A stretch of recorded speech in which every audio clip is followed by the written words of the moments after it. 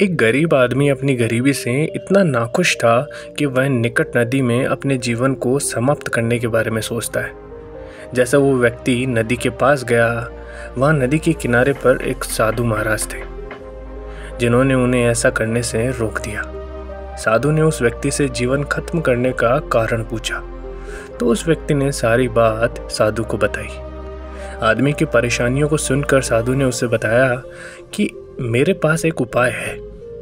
मेरे पास एक ऐसा बॉक्स है जो एक जादुई जग बना देगा जो आपकी सभी इच्छाओं को पूरा कर देगा। लेकिन जब भी जग तोड़ दिया उसी समय आपसे सब कुछ छिन जाएगा और फिर सब कुछ गायब हो जाएगा।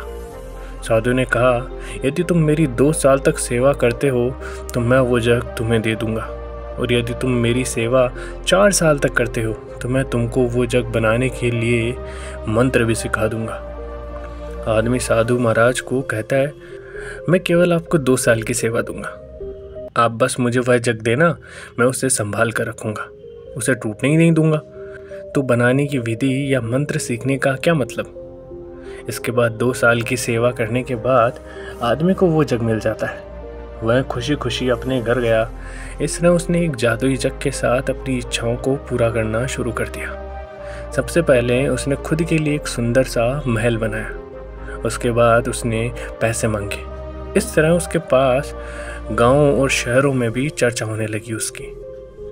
अब वो उन सभी को खाने के लिए बुलाता और उनसे अच्छा व्यवहार करता, परंतु अब उसे शराब पीने की आदत लग चुकी थी। एक दिन उसने शराब पीकर वो जग सिर पर रख लिया और नाचना शुरू कर दिया। अचानक जग उसके सिर से गिर गया और टूट गया। जग के टूटने के बाद सब कुछ गायब हो गया। अब आदमी ने पश्चाताप करना शुरू कर दिया और कहा, काश मैंने शराब न पी होती और थोड़ा टाइम रुककर साधु से वह जग बनाने की मंत्र सीख ली होती। तो दोस्तों, कहानी का सार है कि सब चीज़ों में एक समय लगता है।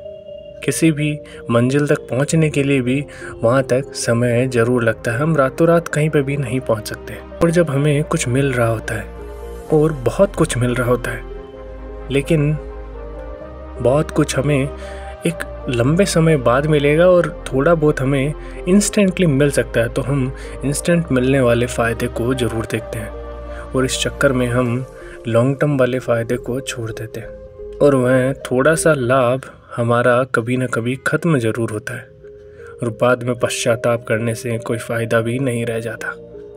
तो लॉन्ग टर्म के बारे में सोचें और शॉर्ट टर्म जो फ़ायदे हैं उन्हें छोड़ कर रखें।